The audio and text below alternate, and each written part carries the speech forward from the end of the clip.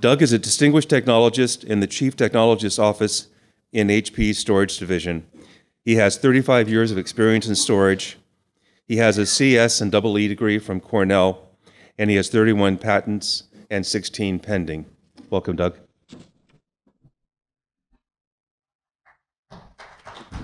Thank you. So first, the motivation for the programming model is anchored in NVM, or persistent memory. There is a little confusion in the terminology, but what we're talking about is technology that is essentially as fast as memory and is durable like storage. So persistent memory, I think, is perhaps the most precise term. NVM is sometimes used to refer to a broader range of technologies. But what's really interesting and disruptive in this little soundbite slide is the notion that you can get durability without doing I/O. So it's like bringing storage to memory. I think you're all somewhat familiar with some of the technologies that I'm going to reference here. But what's really important is the ways in which they could change how systems are built and how applications use memory and storage in a hierarchy. Several technologies here illustrated with the ubiquitous crossbar picture. All of these technologies tend to show up within memory chips, or within memory chips, as some sort of crossbar. The phase change memory is perhaps the most leading edge right now in terms of getting out to market. Spin torque is the second one listed here, magnetic tunnel junction, and that one actually has been around in small quantities for quite a while. Then there are three technologies I've listed more toward the bottom that are all kind of grouped together in a resistive RAM category in the most common presentations and enumeration of the technology types. They're in ReRAM. All of these technologies are slightly different from each other, but they're all much faster than flash. The first one, phase change is, the actual state change has to do with changing the state of a crystal, a small crystalline material, to change its resistance, and then you can, but you have to heat it basically to do that. In magnetic tunnel junctions, it's layers of permanently magnetized and then a sort of programmably magnetized layers that electrons have to pass through in order to be sensed. And if they are opposing, then there is a higher resistance than if they're aligned.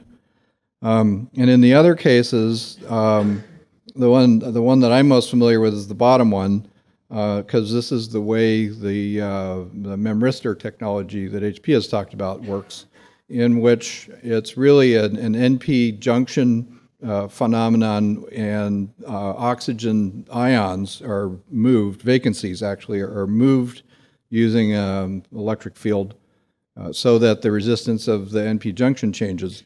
So in every one of these cases, there are some strengths and weaknesses about the technologies that make them slightly different from each other, but they're all close to memory speed. Here's another portrayal where we can look at the density. The x-axis here is the density of cell in terms of cell area, and the frequency, a notion of performance. This picture has a number of existing technologies with labels as to where they're typically used. But then over here towards the right of the picture, we see some of the newer technologies, including the spin torque, the PRAM, and the ReRAM, the resistive RAM, phase change here, resistive there. The interesting thing is you can see some of the differences here. Spin torque is actually the fastest, but not as dense as the other two. PRAM, since it involves heating, it takes generally more power during writing, and is not as fast, but is a bit denser. And then resistive RAM is denser still than PRAM somewhat, and faster, but not quite as fast as spin torque. The funny thing about ReRAM is that since there are actually several technologies involved in that one, it's kind of all over the map. So you may hear different cases for the strengths and weaknesses of these different technologies. But really the point is that they're all in this performance range that's that's represented by DRAM and related technologies. All right, so you really, within a few years, should be able to get durability essentially at memory speed. So that's kind of the gist of the disruption. Now, let's talk a little bit about latency and the path that we have been on and are sort of venturing into. This is a picture of the time it takes to do I/O. And you can see it. This doesn't even have disk drives on it. This starts out with NAND flash, and as NAND generations, especially as the interfaces progress, you can see that things get basically faster and faster. NVMe is one of the key contributors to this progression. And if disk drives were on here, it would be way off the chart. It'd be like a kilometer off the chart or something. This is in the microsecond range. With NVMe, we've already gotten to the third level here, and with some of these next generation technologies, we expect to be able to get down into this range where the red part of the bar, which is the software, starts to become dominant in terms of the latency, contribution to latency. So this bottom bar is just an explosion of the previous bottom bar. And you can see how software begins to dominate because the faster than flash technologies using the NVMe and SCSI Express style I/O interfaces that were designed for flash speeds are now it's now getting to where the memory access speed is a small part of the overhead that you pay. So this problem is being worked on in a couple of ways. And one of them is, the introduction of NVMe and SCSI Express, which is a combination of, the NVMe consortium, I think, and the SCSI Trade Association. That's what STAY is. They've been working on the interfaces for Flash and accelerating them. And you can see that with these new technologies, there's work to be done there, ongoing work. And then the organization I've been working with in SNIA has been trying to address the software overhead question. And I'll tell you a lot more in the second part, the presentation about how we were proposing to do that. So this is the motivation, and there are some of the groups that are working on in the area. Here's another illustration, and in this case, I've kind of superimposed a little bit of shading, the blue shading, to represent why this can be so disruptive. Is because the latency budgets, and I apologize that every time I change venues, those bars get misaligned. I'm going to have to do something about that. But the point is that the latency starts to decrease as you move towards persistent memory to where it crosses some important boundaries in terms of programming. And I've drawn two of them here. One is what I would call the NUMA, the non-uniform memory access boundary, where generally it's been pretty much acceptable that if you're kind of in the 200 nanosecond or so latency range, you can be considered to be part of a memory system, plus or minus a bit, sort of the NUMA threshold. And on the other hand, if you're up in the few microseconds range, right, the kind of conventional wisdom has been that if you're going to wait for something that takes, say, 2 or 3 microseconds, you're right on the fringe of whether you would have wished you'd blocked, right, as opposed to just waiting. So that's why I put the second threshold up here, the non-blocking one, is to say, there are a couple here, right? When you come under the 3 microsecond range, and that's a number that could change depending on processor technologies, but it seems like it's been right around there that you might consider waiting and spin waiting or something instead of blocking. And then the NUMA range where you can treat things more like memory.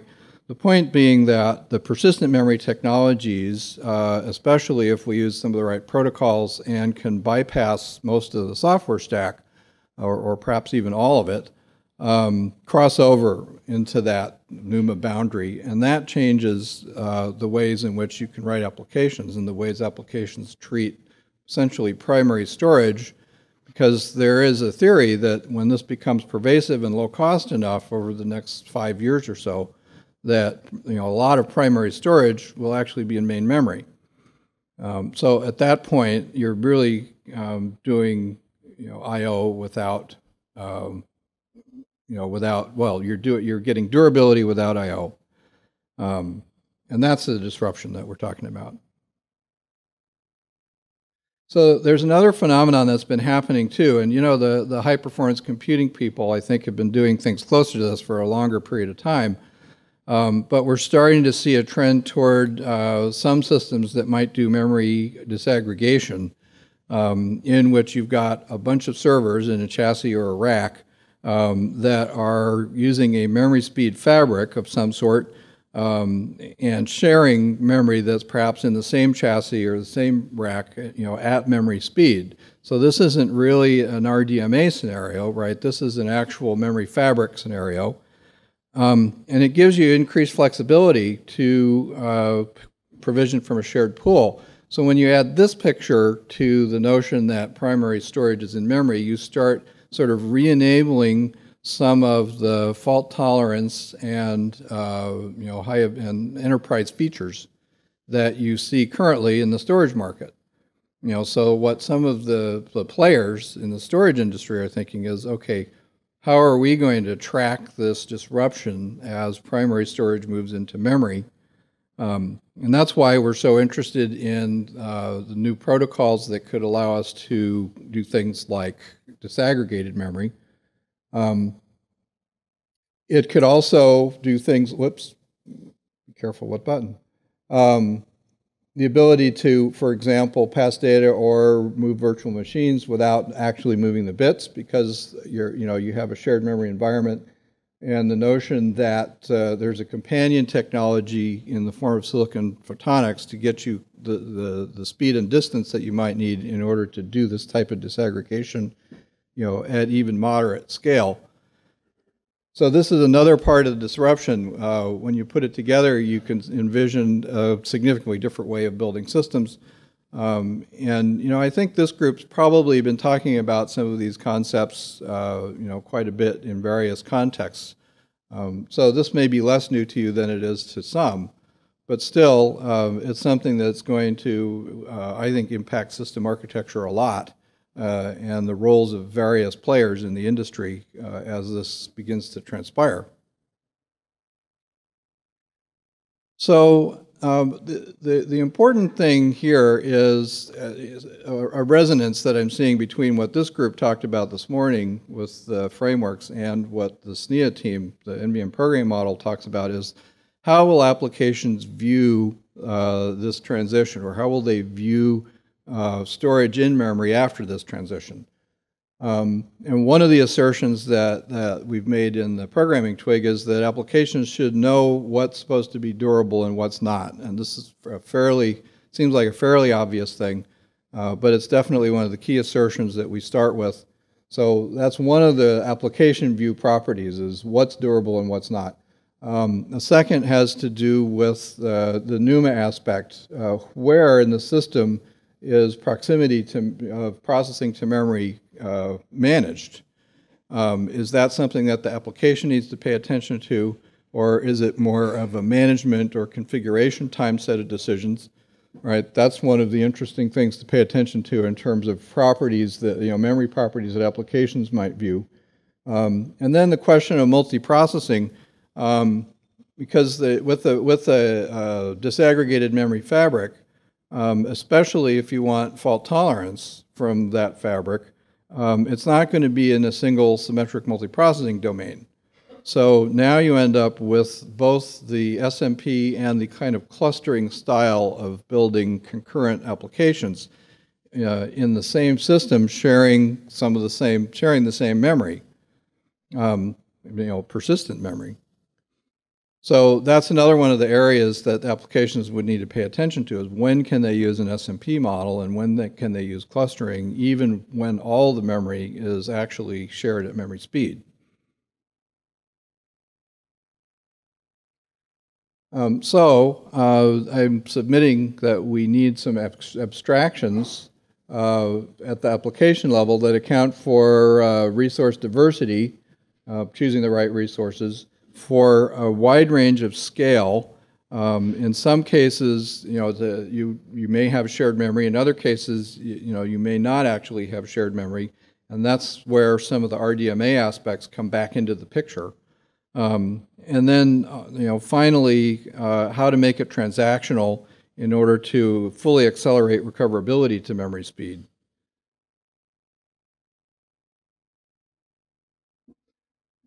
So this is kind of my conclusion for this part of the talk.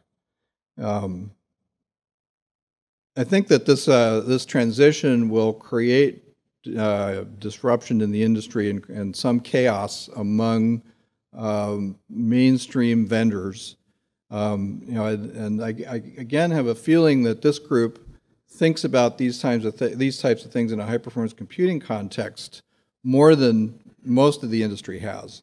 So a lot of these ideas are somewhat new to the bulk of the industry, but we think that as the cost of these new memory technologies goes down, it'll become more and more pervasive and start impacting broader parts of the market beyond high-performance computing. So we think that's very interesting. It's going to tend to lead toward complex memory hierarchies. There's a lot of talk already about layers of flash and persistent memory, layers of different technologies of persistent memory, all within a memory hierarchy.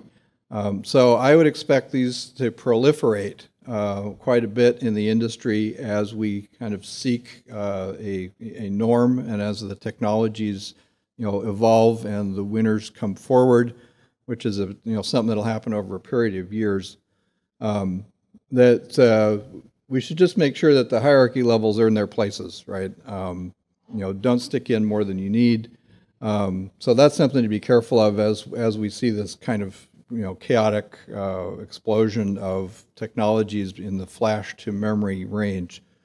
Think dual stack. If we ask applications to change the way they do I/O, or to, in effect, stop doing I/O, saying that they don't need to do it to get durability, then that's a huge change for applications, right? It's very disruptive in the sense that you have to change the way you address data structures and things like that in order to really get the full benefit of this transition. So I don't think that I/O and block access is going to go away, because some applications probably will never make a transition to accessing memory directly for durability. So even when you've got memory, even when you've got persistent memory, some applications are probably still going to want to see a kind of block access mode for getting at it. So that kind of creates a dual stack scenario, which may be a very long-term thing. I think the first place we'll see the main benefit in the mainstream of these technologies is through the middleware. By essentially reworking file systems and other types of middleware to take more and more advantage of persistent memory technology. So in terms of time frame, you want to make the middleware, get benefit from the middleware, make it take up the slack until applications, the ones where it's appropriate, can be modified to get full advantage from persistent memory. And then finally, especially when it's shared, persistent memory changes fault domains. So that's something to be careful about. And that's one of the opportunities that I think is kind of emerging is when you say it's not just persistent memory, we want high availability persistent memory for mainstream applications. How do you do that?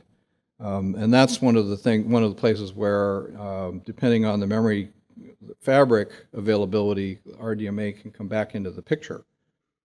So, and I'll talk more, in another half hour from now about what the SNIA Technical Working Group is proposing and how it may ultimately relate to this group, in addition to the opportunities for applications. You know, I think there's a pretty clear remote access kind of connection too.